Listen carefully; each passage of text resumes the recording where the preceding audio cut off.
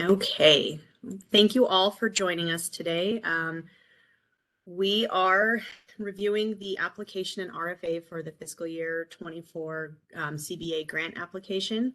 I think most of us on the call, you've worked with us at one point or another, but I am Erin Wasserberger. For those of you who don't know, one of the grant administrators for the community-based aid grant. Amy and Jesse, if you want to introduce yourselves. Sure. I'm Jessie Swoboda. For anyone who I haven't met yet, I am another grant administrator on the CBA grant. My kind of wheelhouse is the financial side of things. So Erin's going to go over all the programming stuff, and then I'll kind of tackle the budget changes. I'm Amy Hoffman. I'm the director at the Crime Commission of this division. Jesse and Erin do all the work. I just hang around.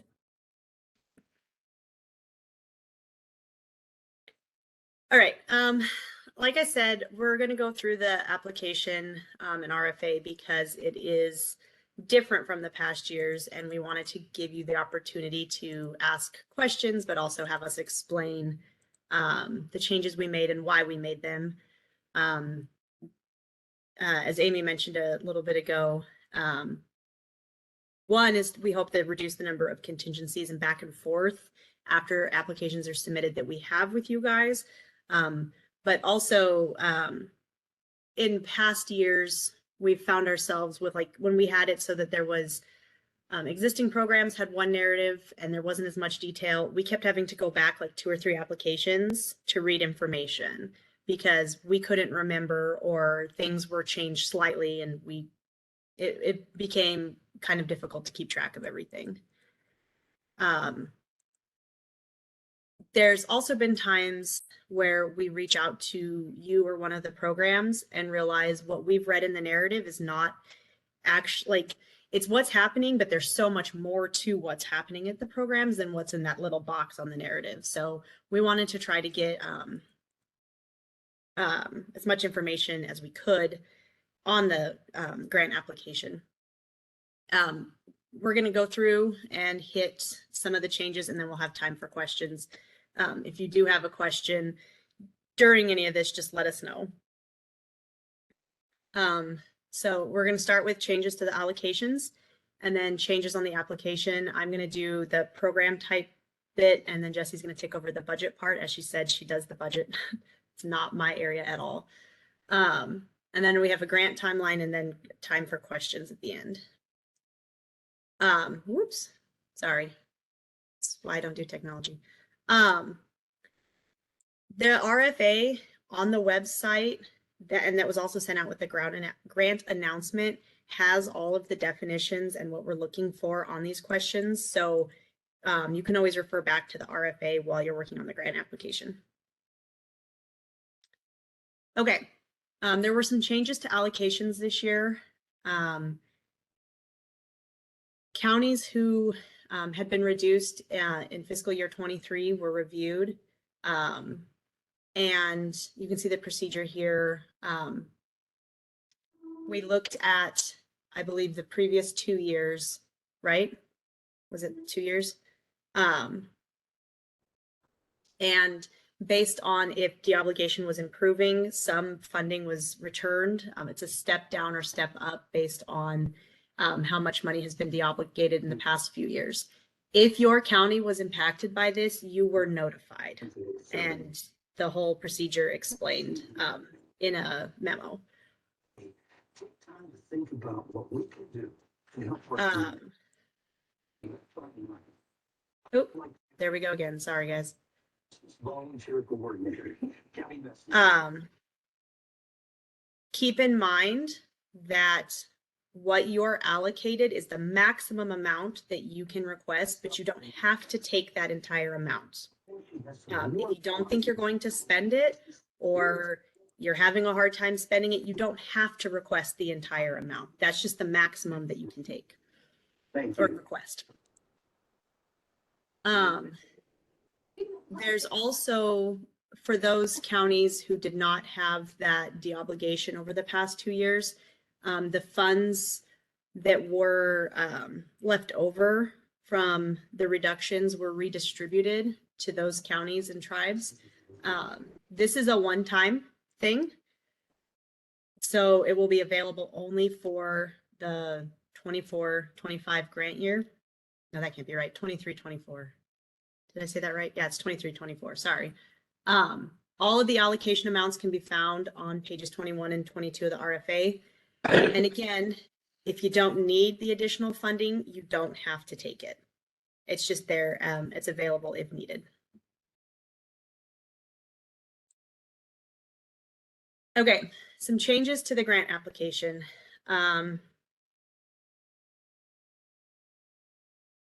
New programs and existing programs are going to be answering all the same questions this year. There are more questions and they are more detailed, but again, the intent is to avoid us having to go back and ask you a whole bunch of questions after we read the application. System improvement programs still have a separate narrative from the other program types. You do not have to fill out a system improvement narrative if you're not funding a system improvement program. System improvement programs are those that do not work directly with youth. That would be grant managers, financial administrators, county community planners, is the word I was looking for. If you're not using a system improvement narrative, go ahead and just delete it out of the application entirely. We won't need it. All right, so the first change here at the very top, we are asking if programs are currently receiving any other Crime Commission grant funds. This could be state or federal. If it's yes, yes, and then list those numbers. If it's not, hit no, you move on. We'll come back to question 2 in a second, but 3 is the same. 4, provide all funding sources and amounts currently contributing to the program. So just break down the funding for the program. If it's 100% funded by this grant, there's one line. You can always add more lines if you need to on here, if you really have a lot of different funding sources. Keep in mind, you don't have to break down each individual cost. So what I mean by that is if the grant is paying for the personnel and another funding source is paying fringe and benefits, you would put one line for the grant and then it would say personnel and then the other funding source, and then you can just say fringe and benefit. You don't have to break down this much fringe, this much benefit. Rather than being an extremely detailed breakdown of the budget, it just helps us get more insight on how many other funding sources are going to the program and what the funding is being utilized for. The budgets are where we get more in depth on that. Back to on that, Erin. uh-huh. Like on my, I have like Platte County and the grant. Do I have to break Platte County down into salary, fringe, and benefits, or can I just put Platte County? You can just put Platte County and then whatever Platte County is paying for, just make sure the percent is Okay. accurate. Yep. Okay.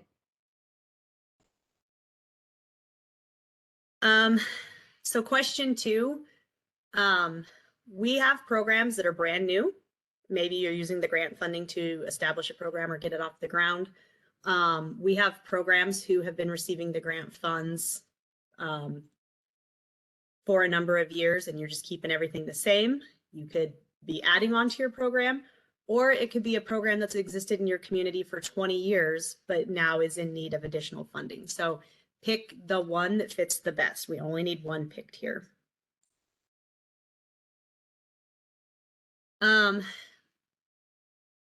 So questions 7, 8, and 9 look at the goals of the program and how success is measured. We had discussion with programs last year and it came up as how everyone is measuring success, and it's quite different. So asking this up front in the applications, we'll have this information, which just gives us more of an idea, you know, what the youth are doing in your program and what successful would mean. How youth success will be measured, that can be something you're probably already doing. It could be looking at your data. I mean, if you were saying youth success is completing, well, if let's say for truancy, you have youth, you consider a youth a successful youth in your program if they reduce absences to 5% or less missing. You'll be measuring it by looking at their pre-enrollment and their enrollment and see if their attendance improved. If it's a diversion program that says you have to complete 90% of your objectives, you would go in and look and see how many objectives were completed. You're probably already doing this, so don't overthink this question. The same with number 9. You are probably already measuring these. You've just never written it down in the grant for us. We often hear the goal of a program is to reduce crime, keep youth from the system, improve the community. Those are very broad, long-term goals. So you should have more immediate goals, which would be the short-term and the intermediate term. We do have less than 6 months and more than 6 months, understanding that there may be programs that don't run for a full 6 months, just adjust based on, you know, if you only work with a kid for 3 months, it would be a much shorter time frame. The example provided for this would be if the long-term goal of your program, maybe you're an employment program and you want to make sure youth find employment. The short-term goal might be interviewing skills being mastered, maybe how to fill out a job application. Intermediate goal is to gather and fill out 10, 15 applications. It could be to land an interview, and then your long-term goal when the youth finally lands a job. And I know I've said it twice already, but I'm going to say it again. You've probably already thought about all of this. It's probably something you're already doing. We've just never asked you to put it on paper before.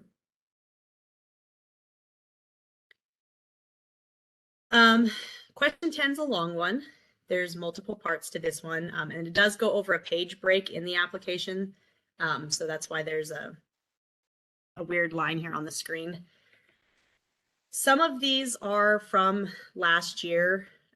What agency is doing the programming, the target population based on age, gender, race, ethnicity, practice-based, promising, or research-based practices you're using. It says right here in the application, don't just list mentoring, but list the practices of mentoring that you're using that makes your program practice-based or research-based. So the example given in here, at least 2 hours of training for mentors, matches meet at least weekly for 1 year. There's more for mentoring, but so those are questions we've asked in the past. They're just in a different order. What we have added, maximum capacity of youth you can serve at one time and how many youth you anticipate serving during the project period. So if you're only able to serve 12 youth at a time because of staff ratios, that's your answer to that. If you're hoping to serve, I don't know, 100 kids a year based on previous enrollments and staff ratios, that's what you would put there. For D, we're asking you to identify the primary outcomes your program addresses. You can select more than one here, but each one will need to be reported out in the annual report. So if you have one that's your main target, I would mark that. If you really are addressing more than one, please mark more than one. The question directly below that asks what activities or services the program is working on with the youth, and the skills and knowledge hoped to be gained by the youth that report back directly to that. So if you pick this last one where you're going to increase independent living skills, how you're doing this, how you accomplish this, maybe you have an assessment that judges where youth are at with their independent living skills, target those areas, do one-on-one skill building, practical real-life applications, and then it's a follow-up survey where you can then measure exactly how much they've learned. Earlier we asked about a successful youth, what that looks like. Here we asked the ways youth leave the program.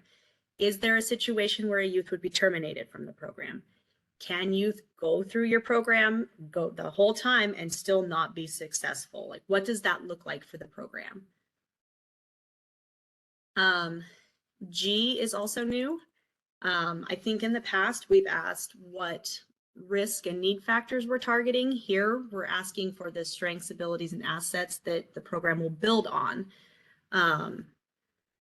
So if you're, for example, if your goal is gang prevention, rather than saying this program is going to prevent gang membership, maybe you would say the program is going to teach positive peer associations, find ways for youth to spend their leisure rec time in a more positive manner.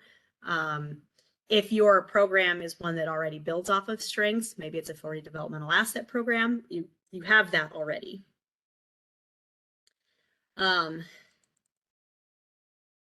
Finally, the other added part, I described the proposed activities value culture, how the proposed activities value cultural knowledge and wisdom and build on community resilience. This is another one to not overthink. This could be a gender or race-based program and question, like, you know, if you are targeting a specific race or gender and you're hoping to build on that wisdom and teach resilience that way. It could also be something that relates to socioeconomic status and the poverty cycle. It's your community. How is your program helping the youth and your community? All right. So I've answered that question and I'm submitting it for my doctor's thesis. Is that okay to duplicate? No copying and pasting anywhere, Randy.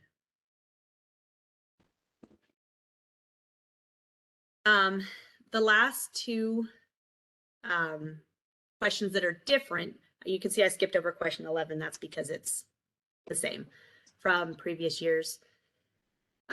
Question 12 was asked on the annual report, the sustainability of the program and efforts being made towards cost savings. As is the case with all grant funds, there is a chance that the grant funding will not be available in the future, and we want to know how programs would be impacted by that.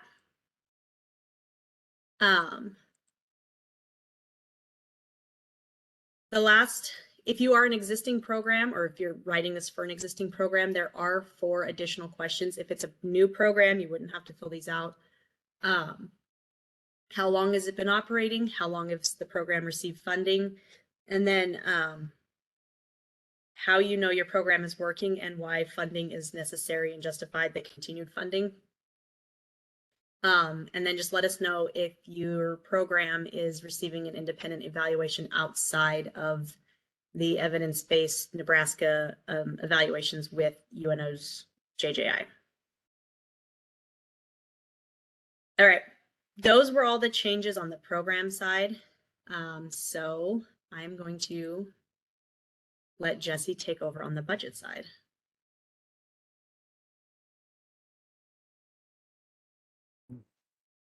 Let me stop sharing for you first.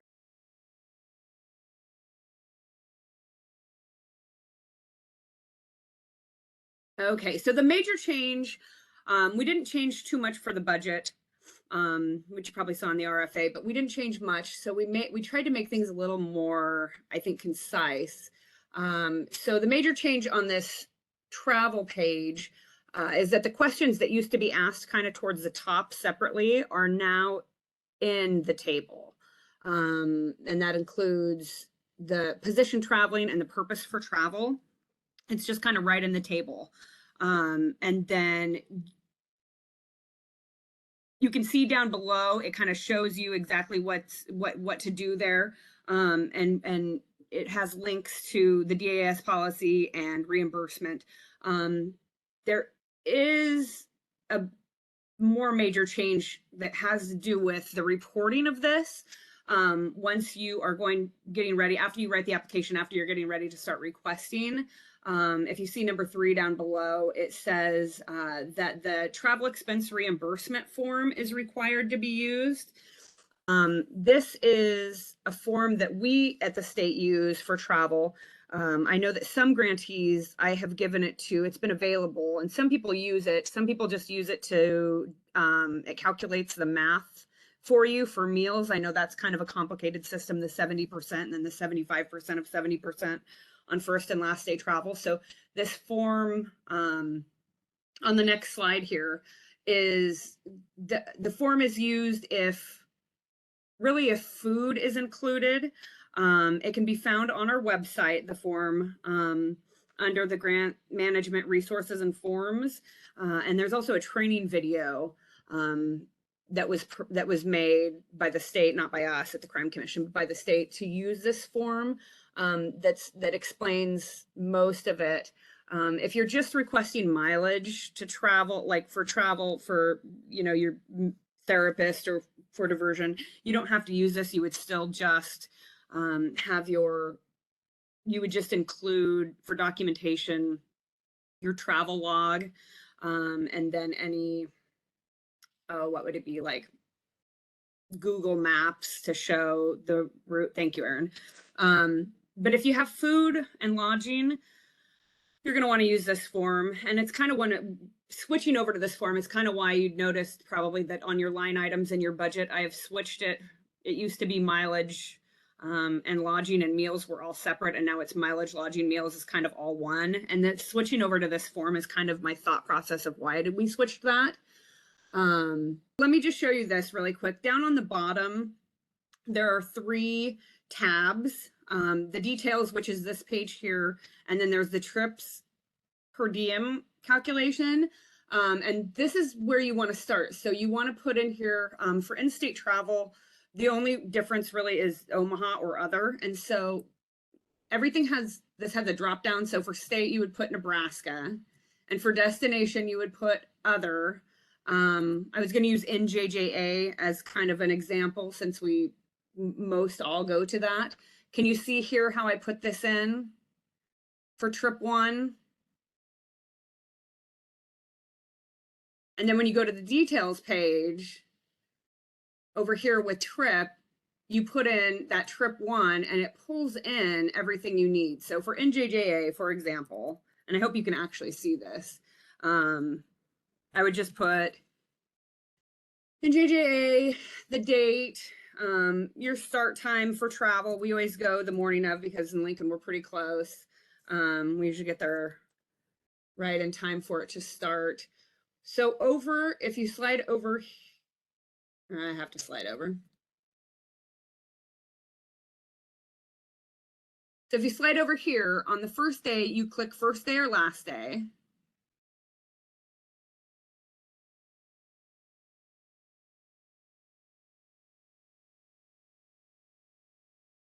And then you would count any meal that would normally be counted. So if lunch is provided, you wouldn't count that. For breakfast, for the days that you're there the whole day, if your hotel provides a substantial breakfast, like buffet with like warm food and cereal and all that, you wouldn't count breakfast. But for travel days, you do. You can count any meal not provided. So we would put breakfast and lunch. And then on the second day, it's still trip 1. It would pull in. You don't click the first or last day. Say your hotel doesn't provide it. So you would click breakfast and dinner because lunch is provided the second day of the conference. And then the third day of the conference, you would put trip 1 again. And this day you would put first or last day because that's the last day. You'd be going home. You would click breakfast, lunch, and dinner. And then if your hotel would be included, you would put that for that night and that night, say. And then you would put any miles. If we're doing Lincoln to Kearney, what did I write? That's about 133 miles that day and that day. It totals everything for you. So you don't have to do any math for the meals, as long as you remember to do first and last day, because it's figured at a different percent, then this should be not only helpful and easier, but a lot easier to reimburse and not have to save receipts for food, because we haven't had to do that for a while now, but people have still been doing that, and it's just, you don't need to anymore. It's strict per diem now. So,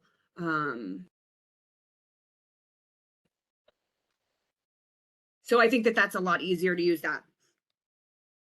If Anita asked, what if you're not staying at a hotel? Then you just wouldn't put that. You could just leave that off. Like, when we travel, we take a state car, so we don't actually put mileage on for ours. And we usually direct bill for the hotel just because we are the crime commission and have that option. And so we don't usually put our hotel on there either. It's usually already paid for by our department. I was just kind of doing that to show everyone what they could do.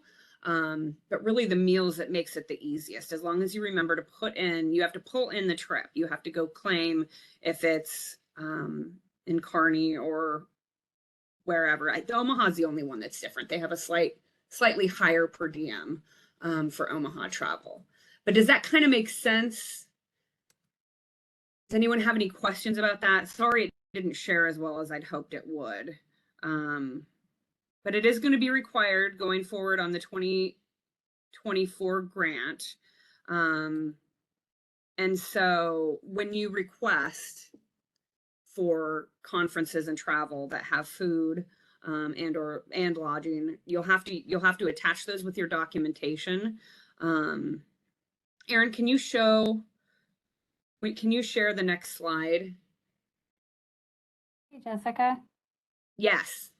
do like those mileage forms, are those going to be for like all providers, like family support and therapists? Like they have to use that mileage form too, or is this just for travel expenses? Just for travel expenses. So if it's just mileage, you will still just do what you've been doing the whole time, which is attaching documentation with your travel log. This is just for travel that has food and lodging. It may or may not have mileage on it, but if anyone is going to conferences and the CBA grant is paying for that, you would put that all on this form and it'll figure the food out. It's really food. Using this, we used to have to save all your receipts, you remember probably. It depended on what time you left, what meals were counted, what time you got home, if dinner or lunch was covered. The state has moved to just strict reimbursement, so strict per diem, sorry, not reimbursement, per diem. And so it is based on just an amount and not so much, what do I want to say? So not so much on the receipt. It's all on how many days you're gone, basically. So if it's overnight travel, if it's 1 day travel, you still really don't get much in the way of food reimbursement. But if it's overnight travel, you get a per diem per day. So this just helps with that. And when you're attaching documentation with this, you still have to include conference registration showing if meals were provided or not. You would still have to show like your hotel bill and the map showing the mileage to and from, like Lincoln to Kearney in my example. Everything except meals. Meals you will never, well, I can't say never, I suppose, but at this point, the state has decided you do not have to save receipts for meals to turn in. So I don't need those anymore. Jessica? Yeah. So if on my grant, I have meals in there, but the county pays for my meals otherwise. Do you understand what I'm saying? So I have to have receipts to show them for whatever meal I file my claim, no matter what. So, okay. Or maybe I let the county pay for my meals, but you pay for lodging and mileage. Can I just do it that Yeah. way? If the county's paying for your meals and you save the receipts for them and you do it that way, just leave it off this form. We probably wouldn't even really need to, well, I guess for hotel, we would like you to use that form still, but yeah, you don't have to.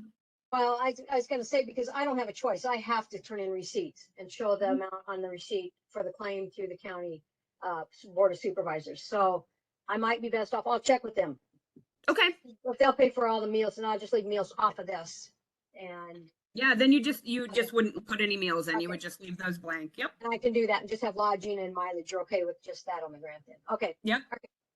Yep. Perfect. And again, that's available on our website, and there is a training video that is also on the website right below the form that you can watch, and they'll kind of go through what I did, maybe in some more detail. On the form, there's some things you don't have to worry about, like address book number and things like that. That's really for when we do it. Your address book number is just the CBA grant, and I'll take care of all that, so you don't have to fill that out. But okay, so on the next slide, another change happening kind of in the budget area is some additional questions on the operating expense table. And all of these changes are both for contracts, or for what do I want to say? Not contracts, for county and subawards. So it's a slight change. Just number 1B, how is each request reasonable and cost effective? So we've always asked why it was necessary to help you meet the goals and outcomes of the program, but now we want to know that it's reasonable and cost effective. So really what we're just asking, just tell us that you've done your research, and this is the best use of the funds. It doesn't always, like Erin said, don't overthink it. It doesn't have to be some big elaborate answer to these questions. We just want to know that you have looked around and this is the best for your county for this program, for this operating expense. And then the next change is probably the most major change. There is now a narrative box for the contracts. Always before contracts, the contract table never asked really any questions, just who you were contracting with, what the rate was, per how many occurrences, and then a total. We want to know a little bit more about it. And this is one of those things that kind of came out of what kind of questions we hear in grant review and funding panel and things like that. And like Erin said, this way, or Amy said, this way we can kind of cut down on contingencies, the back and forth. We would love to get it to just being able to look at the applications and, give you an award. May not always be possible, but so on this, for each contract or subaward contract listed, there will need to be a narrative that answers these questions. And it is,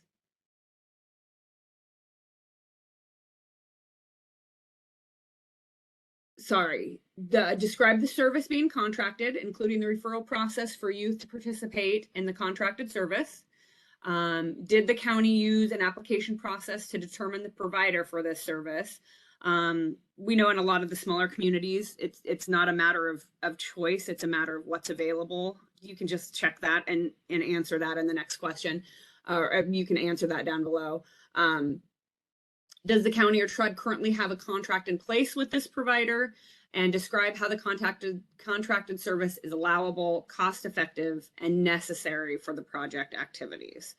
So it's not super complicated, but it is new. And then there is, on the next slide, there is also a narrative for the subaward agencies, and this pertains to the agency, not the program. This new narrative is to give the Crime Commission a little bit more information to understand the agency is subawarded to implement programs. We currently only get a tiny little bit of information about this. And this way we would get a larger picture of the service provider and what else they do. And then Amy has, don't overthink it. Just have them answer the question. Just answer the question the best that you can. We did kind of put a word minimum limit on it. You don't have to count the words necessarily, but we just wanted to make sure that we didn't get a lot of one-word answers, because that's not going to give us the information that we need. So the questions for the subawards are, does the agency currently receive any Crime Commission grants? So if they're receiving VOCA or JAG or anything else, or JS, we do want to know that. And then the grant number, so that we can kind of cross-reference and make sure who's paying for what. Then the mission and purpose statement, the length of time the agency has been in operation, And then we'd like you to describe, or them to describe the organization structure and describe the agency's current scope of services and operations. So we do have some programs that we fund just a tiny piece of. We kind of want to know the bigger overall picture of what they do in the community. And then what kinds of training on diversity, inclusion, and equity are provided to staff and leadership. So we'd like to know all that information on your subawards. Jessica, Yeah. on ours, one of them is the United Way. Mm-hmm. And when I threw this kind of to them, this would be an overwhelming, it'd be a book for you to read. So my question is, like when it asks the structure or it asks the scope of services, there's a lot. Do you include it all? Do I? You know, I mean, I think that for the structure, we would look more for, we just want to know, I mean, I guess with The piece we hold with them Amy, is, I mean, we don't want to know, we don't need to necessarily know the boards and all of that, but we would like to know like who works with who, what which program that we're funding. Let me jump in, Jesse. Yeah. So Terry, we don't want a book. That's why we put word I know. limits. I know, Yeah. and that's why I didn't know what to do. just- It's a community planner is all it is. Keep it short and sweet. It's your elevator speech on what the agency is and what their structure is. It doesn't have to be super complicated. Okay, I just, when I read that and I talked to them, they're like, wow, this could be a lot. And I'm like, and so, but the piece we have is, it's just one, the gal works for United Way, their program, community response and such, but she does our community planning. She helps with our community planning team. She does all the note taking, all the setting up of the meetings, that type of thing. So I didn't know how in depth on this agency I had to get. Not super in depth because we're limiting Okay. your words. Okay, all right, I'll see what we can do. Thanks, Amy. So that's really kind of the bulk of changes for the budget. The only other thing that I was going to mention on the personnel narrative, we had always in the past asked about a specific raise amount if it was over 5.8%. We've done away with that, and now we just want to know if there has been a raise and what percent. And then the questions that same questions about, was this approved by the board, blah, blah, blah, that, or not blah, blah, blah, but the same questions that were, you're pretty used to. So we just did away with the 5.8%.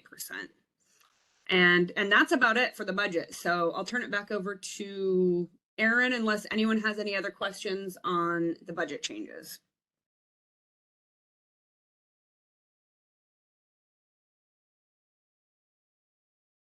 I guess I just have a comment. So Jesse, on the percentage of increase,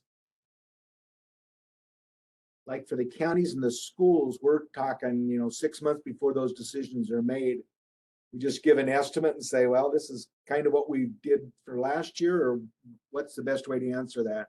I think probably that, yeah, and I think we talked about that when we were addressing this. So we just, if you know it's going to be just cost of living and you know what that percent is going to be, if you know that there are some negotiations going on and you kind of know, you could be really specific. Other than that, we always ask projected amount, current amount, projected amount. If you have a feeling of what that's going to be, you can put that percent. Yeah.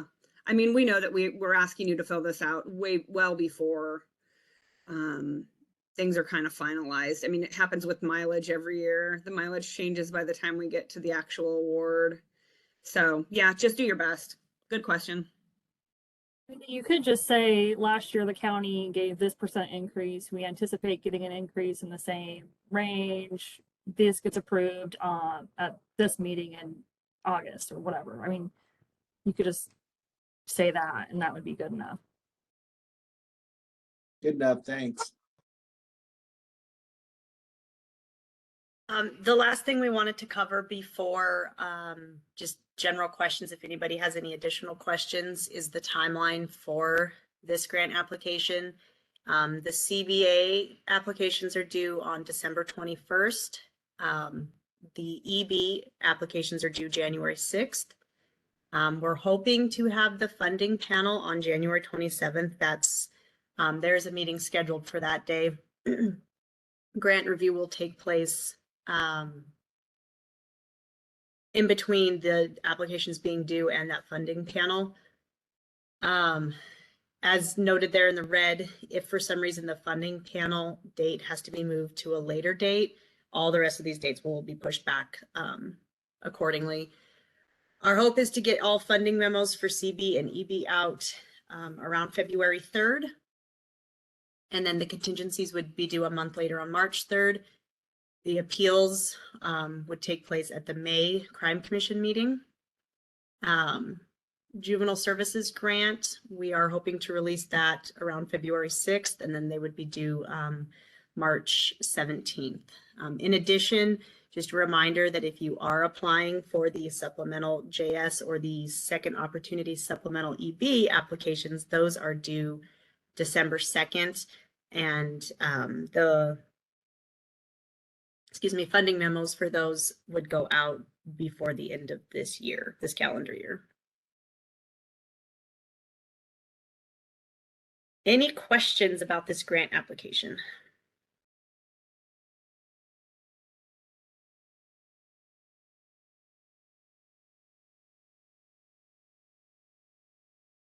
This is Kelly. Actually have a question for Jessica. So with the travel expenses, you said that we don't necessarily need to save those receipts, but do we need to save those receipts in, as far as Amplifund goes? Because it asks us to upload. Well, oh, So- yeah. So no, not for meals. For meals, you don't have to, and you haven't had to for a year. I know people still do. But no, we just do a per diem. And so for meals, we no longer need receipts. What you'll upload in Amplifund is this Excel sheet. You'll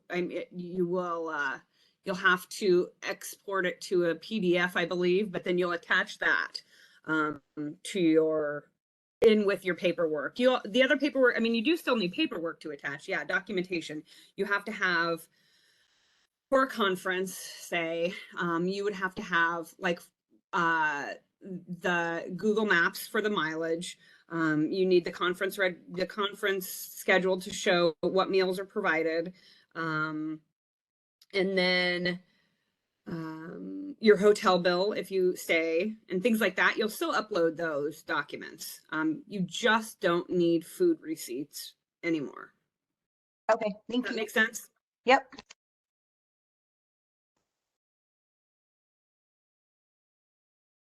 So if your county or agency requires receipts, then keep them. But just if the grant is paying for it, we do not need receipts. Right. Thank you. That's what I mean to say. Yeah. Do what you need to do for your county, like Terry said. Just for me to refund and Amplifund, I don't need food receipts anymore.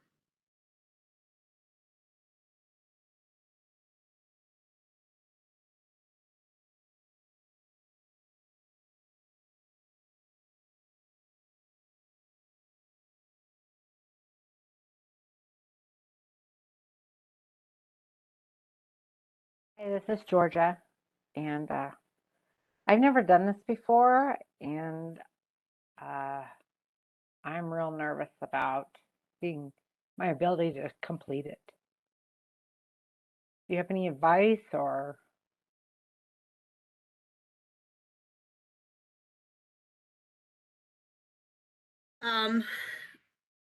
Well, for the one, I guess what I would say is, you can give a copy of the narrative to, like your mental health program and have them answer the questions rather than you trying to answer for them. Or you could work on it together with them. You know your program that you're working on or that you work for and the youth that you're serving. So, I would just, as we've said a couple of times, as far as the program narratives go, I don't know about the budget necessarily, but don't overthink it. Just answer the questions, use the RFA for the definitions and what we're looking for. And like I said, don't try to guess what the mental health program is using as their goals and measures of success and all of that information. Just ask them. I don't have any advice on the budget. Yeah. And yeah, the budget, I mean, again, I always think it's pretty straightforward. Like Erin said, follow the RFA. I mean, it really goes step by step, line by line, telling you what we're kind of looking for. You know, I think with the budget, my only advice is that sometimes you are kind of guessing, like you maybe don't know how much mileage you're going to use on a particular grant or how much of this you're going to use. So you do kind of have to guess a little bit. So just look at look at past data and see kind of what trends you're seeing and make it fit for your funding, I guess. Definitely reach out to me if you have questions, specific questions when you get to it. But other than that, yeah, I always think the budget's pretty straightforward. Yeah, Georgia, my advice would be don't overthink it. Just answer the questions the best you can. Community-based aid is not a competitive grant. So if your answers aren't perfect, you're not going to lose your grant funding. We just might need to work with you a little bit on getting the answers answered a little better, just so we can understand what you're doing. So you're not going to be denied your grant funds or anything. You just might have some contingencies, and we might just need to meet with you. We don't write the grant application, so of course we think it seems pretty straightforward and easy. So the people on here that do write it would probably disagree, but they might have some advice for you.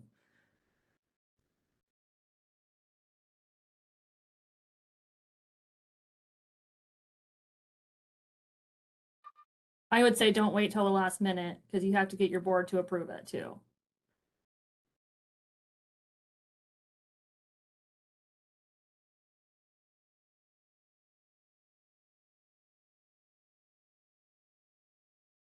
Okay, thank you.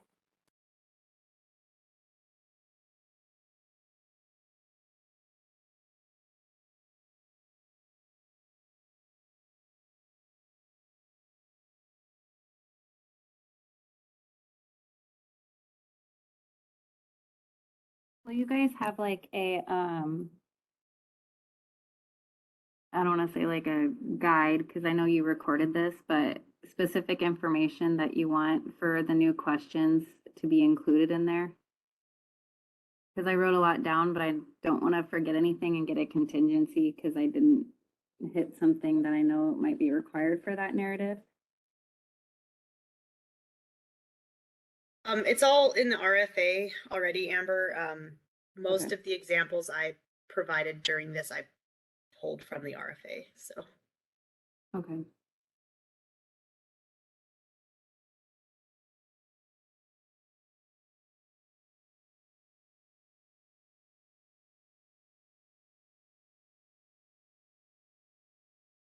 I'll give another suggestion. You all are doing great things, and when it comes to writing it down, I think sometimes it gets overcomplicated and filled with fluff, and maybe things are added that you think that we want to hear. We just want you to, in the very basic terms, just tell us what you're doing, like we were having a conversation. That's the best way for us to understand what you're doing and just to approve it and move on.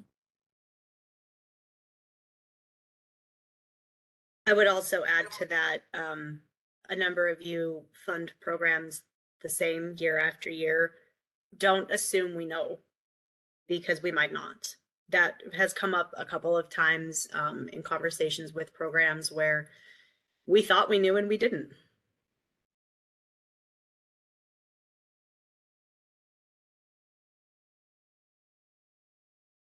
And there are people reviewing these grant applications that don't work at the Crime Commission and don't know what your programs are doing. So they also read these, and it goes a lot smoother if there's not a lot of back and forth trying to answer their questions on what this program actually does, because I can't tell from the narrative.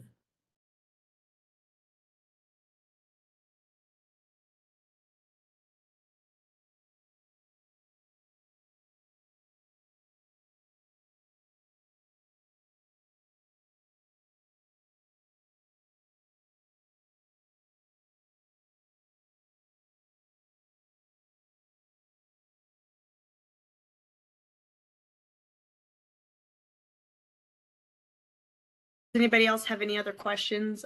I can't see the chat, so I don't know if anybody has put anything in there.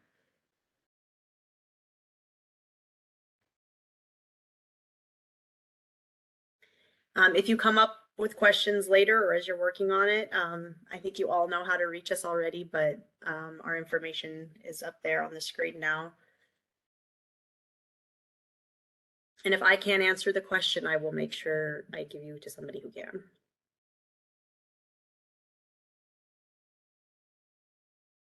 And same as in past years, the completed applications will be emailed to Chris. Her email is there. It's in the RFA. It's on the application. It's on the website in a PDF form.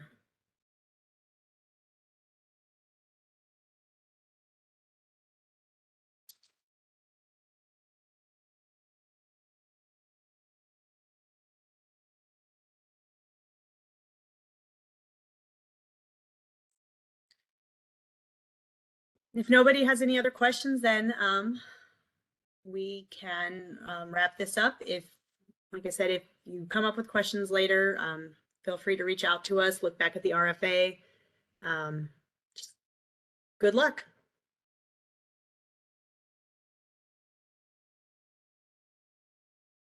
Thanks, guys.